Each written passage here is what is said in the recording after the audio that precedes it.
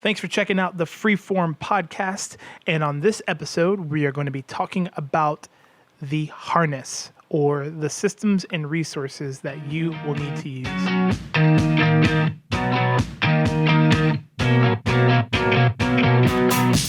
Welcome back, everyone, to another great episode on the Freeform podcast, where we are all about helping you dream bigger, dream better, and dream more often. I am your host, Efa Mboto, and we've got an exciting one today because we're going to be talking about the harness, or the other really meaningful part of your journey of momentum. The harness is super, super meaningful, and so we're going to get really deep into this content. And I'm really excited. Again, this is if you didn't listen to the last one about the chain, culture to me is everything. But right behind the chain, right behind the culture, is this. It is the track that we're on, talking about harness, the harness and the systems, the resources. It's really good for a lot of reasons for me. I'll talk about them more after this because we have a really good question. Man, I'm so glad that this question was asked. It's a really, really good question. And so the question is, when it seems like your business or idea is losing momentum, how do you know if you should keep going or stop and do something different? Oh, man, this is such a great question. And it's a lot deeper than I think we'll have full time to go into, but I'll try and answer this as best as I can. So the way to know, first, thank you for realizing that you might be losing momentum, right? Or you might be feeling that loss of momentum. That is something that I think most people need to be able to come to grips with is understanding when you might be feeling that loss of momentum, or you might be slowing down a little bit more. And we talk about this in the ebook. It's called The Halt. Sometimes you halt prematurely, or you're getting to a full stop, and this is really, really, really, really major to understand when you're there. So that's really the first thing, and it doesn't seem like you're in that place. It seems like you've already accepted it and you're not denying it, but it is really, really, man, it's just, I don't like talking about it as much, because I like to believe that everybody can just go for it, and not really experience the halt, but it is going to happen to some. So how do you know when you're losing momentum? Well, first off, you know when you're losing momentum because you feel stuck. Right? You feel like you can't get up that next hill, or you can't make it around that next turn. Like you're starting to feel those feelings of what we would call stuckness, which is not, I don't think that's a word, but it's a word now. Stuckness, right? You're feeling stuckness. So when you start to get to those places where you start to feel that, that's when you really start to know, okay, hey, I feel like my idea or my thing is losing momentum. Then, if you're starting to feel that slowdown, this is where we talk about the brakes, right? Now, sometimes you're intentionally putting on the brakes. Sometimes you're unintentionally having and experiencing brakes. If you feel like you're losing momentum or you're losing steam, it's a perfect time for you to slow down, because you're being slowed down, and really analyze and assess and go, have I given enough clarity, right? Have I really given enough clarity to those with me and those around me? Do the riders really know the track that we're on? Do they even know what they are doing? Are they in the right carts? Did I clearly define those? You want to try and analyze and figure out where you might be having and experiencing the hiccup. Is it a cultural thing? Have we not reinforced the culture? Like, is it that we've gotten away from the culture a little bit? Were we growing too big, too fast, and we didn't slow down enough? We didn't have enough breaks and intentional pauses. You sometimes can figure out why you're losing momentum and why you're really ultimately on the path to the halt. Now, to answer the other part of that question is, when do you know you should stop and do something different? Well, there's the obvious. You've come to a halt, a full stop. You've reached a point where you really can't do anything else. It's everything's come to halt. It's the business is done, or the idea is stopped, or whatever the case may be, or you've lost all the people around you. So if you get to that point, you have to stop. Okay, don't try and kid yourself. If everything's coming to a closing halt, you just have to stop. Don't just keep drudging along thinking that you're gonna overcome it. You're gonna work through it. That's not healthy. Okay, so there's that. The other part of it, the other part where you go, how do I know I need to stop and do something different? When I talked about how do you know you're on the right track, one of the key things in that is the passion around it. Right? It's that feeling of, man, if I don't do this, or if I wake up tomorrow and I don't do this anymore, will I care, or will somebody else care? If you can either do one of two things, if you can sit around and do nothing and it seems like nothing changes, if you could just sit around and do nothing and it's like, nobody's noticing, nothing's changing, nothing's gone out of place, then maybe that's a good time to just say, hey, I could probably stop this. Like, this doesn't really matter. It's not meaningful anymore. Or if you lose the passion around that thing, like if you were passionate about kids and you've just lost your passion for kids, or if your idea was surrounded around, some activity and you can't physically do that activity anymore because it's just like whatever, and so you've lost passion around it, then that's another example of a time where you might go, ooh, okay, I need to stop. I need to come to a complete halt, and I need to switch gears. Now, I want everybody to hear me as clearly as you can. Just because something comes to a complete stop, or just because you experience the halt, or you choose to stop, does not mean that you failed. In the sense of failure being a bad thing. Everybody fails. Everybody experiences some sort of halt, usually in their lifetime. Okay, so you're not alone in that. So don't think, because I stopped, I can't do this again, or I would never be able to try this again, or whatever the case may be. No, you got to keep dreaming. You got to keep going for it. And it's not to say like, hey, kid yourself or anything. So I'm not saying, I'm not saying that, but I am saying don't let that halt or don't let that stop be a hindrance from you doing something the next time, or from, or don't become pessimistic towards other people's dreams because you go, oh, well, it didn't work for me, so it can't work for you. Okay. So don't let that be a limiting factor for you, because it should not be. Okay. We all do it. We all experience the halt at some point in time. Some of our halts are greater than others, in sense of like capacity and size. Some people halt on a multi-million-dollar business or a multi-million-dollar idea, and it just comes to a screeching halt. Some people, it's just a family thing gets halted or whatever. So whatever the case may be, that's it. So I hope that answered the question. I knew it's a hard one to answer, so I didn't know how deep I could dive into it and get it right. But I hope that answers the question. And thanks for sending that question in. And we really love the questions. We're getting a lot of great questions. So keep sending questions to ask@efamboto.com. That's ask@efamboto.com. All right, let's get into today's content. Today we're going to be talking about the harness. Okay, the harness is my second favorite part of the Art of Momentum, because it's the systems and the resources. Okay, systems and resources.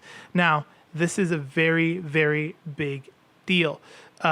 Systems and resources. Why do I keep highlighting systems and resources? Because some people have really great systems, but don't have the resources to sustain those systems. Some people have really great resources, but don't have the systems to actually engage those resources, right? So let's talk about this a little bit. Just taking it from a business context. Let's say you have a sales team and you've got a CRM, and a CRM is something that salespeople need to use. You've got the biggest, best CRM out there, and you're hiring salespeople, and they've never used a CRM before. And you go, but I've got the biggest, best CRM out there. Guess what? Those people will be unsuccessful. Doesn't matter how good of a salesperson they are, they're being engaged by a resource that they don't have a system that helps them understand or use that resource. On the other side, let's say you have a system in place like accounting. Oof, this is a big one. Let's say you're looking at your accounting people, like your accounts payable, your accounts receivable, and you're going, it is your job, and this is the system. The system is checks come in, they get processed, and then money goes out. Or invoices come in, they need to get paid, blah, blah, blah, blah, blah. That system is in place, and people know what that system is. But then you don't have QuickBooks, or you don't have some kind of, invoicing platform or whatever the case may be. So then you're going, hey, here's the system. Client comes and works with us. We generate an invoice for the client. The client pays that invoice, and then we continue doing that process over and over again. That's the system. And the person comes and they go, okay, yeah, I want to do that system. And then they sit down in their seat and they start to do their work and they go, hey, how do I create this invoice? And you go, I don't know, figure it out. The system is to create the invoice, send it to the client. The client's supposed to pay, and then you're supposed to keep that method going, and that's the system. But I haven't given you the resources to do that. You have no way of making an invoice. You have no way of knowing that client paid the invoice. You have no way of continuing to do that process because every time it's different. The system is the same, but the resources are just not there to fulfill those. This is so detrimental to the people, to the riders who are with you. When you don't have good systems or you don't have good resources to enforce those systems, then people are going to feel not like insecure.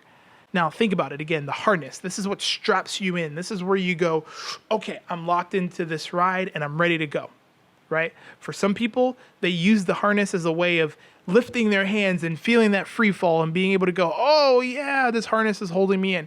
Other people are holding onto that harness for dear life going, I need to know that this harness is still here because that's the only way that I know that I'm still secure.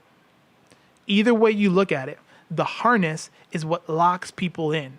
It's what keeps them for the long haul. If you don't have the systems or the resources in place for the riders that you've asked to be in these different carts and to come along with you on this track, they will feel a sense of insecurity the entire time. More people leave ideas or businesses because of cultural misalignment and because of systems and resources not being there. Maybe your system is managers, employees, and the managers are the in-between between you and the employees. Or maybe your system is whatever the system could be in your day-to-day life, whatever that system is, right? Because this is not just all about business. But whatever the system is, if that system breaks down, then the people are going to feel insecure. Just imagine you're riding a roller coaster. You've got a lap bar, only lap bar, and they lock it down and it's real tight on your midsection, and you're really like, oh, okay, locked in. You hit that chain, you start climbing that first hill, you go down the first hill and it's like, cocoon. Whoa, that lap bar loosened up a little bit. Now it's kind of moving. Now you're about to go over another hill and go over another drop, but that lap bar that was so secure on that first one is now really loose. How are you going to feel? You're going to feel so tense, so nervous. So you're going to have all these thoughts and a little bit of anxiety rising in because you're going, am I about to fall out of this ride? That is one of the biggest questions on people's minds when the systems and the resources are not there. They are holding on for dear life and they don't know what is actually holding them in. There's nothing. They can't trust in the lap bar. They can't trust in the harness, the shoulder straps or anything, because now it's loose and now they're trying to hold it down, right? That's what happens. When your systems or your resources aren't in place, people are looking, the riders are looking for something to hold on to the sides of the cart or hold on to the person next to me. And that's what people do. Think about it. Have you ever in your own life left a job or moved out of an environment because somebody else left? I have. because that environment didn't have systems or resources to stick me in. I thought, man, this isn't here. I'm holding on to this person because I enjoy this relationship and they're keeping me locked in. And then when that person left, I go, well, now I'm in this cart by myself and this lap bar is completely loose or these shoulder straps have just flown off. I don't want to be on this ride anymore. I don't feel safe and secure anymore. I got to go. This happens time and time again in people's ideas, in their lives, in their businesses. People are leaving the ride because they don't feel secure anymore. You have to think about the systems and enforce them with the resources. Give people the opportunity to feel secure and they will ride the ride. Whether they ride the ride with their hands clenched the whole time, eyes closed, not knowing what's going on or what's happening. And then when you get to the end and you try dialogue about it, they're like, I really don't know what happened, which is fine. But at least they felt safe the whole time. They felt secure the whole time. You cannot afford to not have systems and not have resources. You cannot. It is going to be painful for the people that are on the ride because, again, they're going to be trying to hold on for dear life to anything. And in those scenarios, that's when people make up their own culture, they make up their own systems, they make up their own things, and it becomes non-controllable. You turn around and you look back and you're like, wait, why are you doing that? Or why are you doing that? Or who's doing this? Or what's happening over here? And it's like, well, there wasn't a system in place, so I just did what I thought. I just held on to this person, or I was holding on for dear life into this scenario, and it's not their fault. If you're having a breakdown in your idea or your business or your whatever, or your life or your family, whatever the case would be, and you look and you go, the culture's there, but the systems and the resources aren't, it's not their fault. The harness actually is emphasized by the culture. These two things work hand in hand, right? Because the chain is what gets everything moving, but the security of that harness is what keeps you going, okay, well, I'm good. We're about to go over this hill. We're about to go down this dip. We're about to go around this bank turn, but I'm feeling it. I'm feeling locked in. I feel good. So the culture, the systems, they go together. They go hand in hand and they emphasize each other. So you need systems to not just reinforce the culture, but to actually help the culture. And then you need the culture so that way you know what systems and resources you need in place. I could drone on about this for hours because it's just that meaningful to me. The chain and the harness are the biggest pieces of the puzzle when it comes to building momentum. And I think too many people are overlooking the systems and the resources, right? You have to put the two together.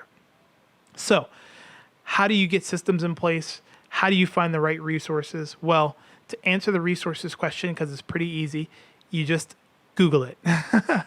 So going back to that idea, right? Just Google it, figure it out, find out what resources you need to emphasize the different systems that you have in place or that you need.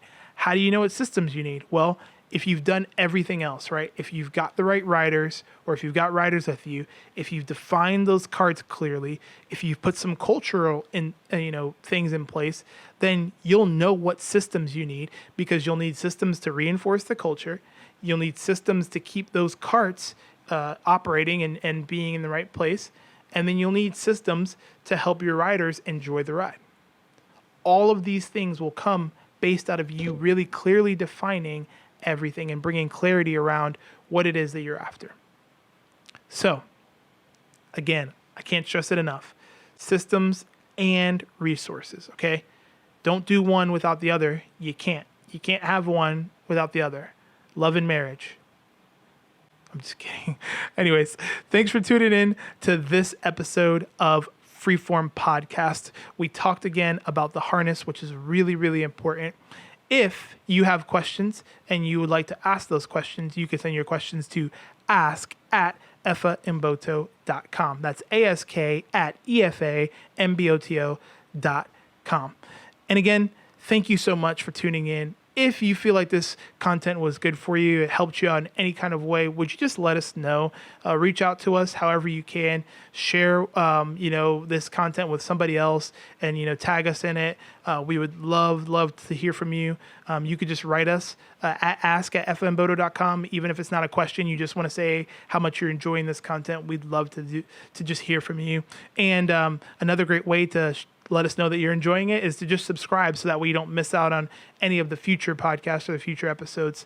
And if you could rate this wherever you're consuming it, it really helps us get more reach and expand the content out and get it to more people. So thanks again for checking out the Freeform Podcast, where we are all about helping you dream bigger, dream better, and dream more often. Why?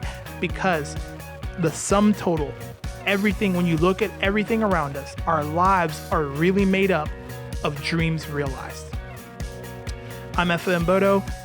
Thanks for checking this out. Thanks for listening in on The Art of Momentum. That was all the elements, and we're going to talk about one more aspect of The Art of Momentum really briefly in the next podcast. So we'll see you on the next one.